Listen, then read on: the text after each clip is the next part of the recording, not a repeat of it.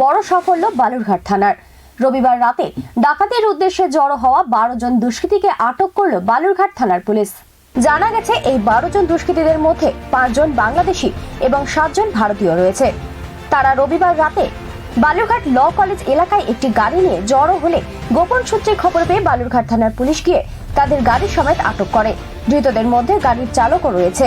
সোমবার পুলিশ ধৃতদের আদালতে পেশ করলে বিচারক তাদের মধ্যে 3 জনকে পুলিশি হেফাজত এবং বাকি 9 জনকে জেল হেফাজতের নির্দেশ দেন। ধৃতদের আগামী 15 জানুয়ারি পুনরায় আদালতে পেশ করা হবে বলে জানা গেছে। পুলিশ সূত্রে জানা গেছে তাদের কাছ থেকে হাসুয়া বাংলাদেশি টাকা, মোবাইল, লোহার রড পেয়েছে বালুরঘাট থানার পুলিশ।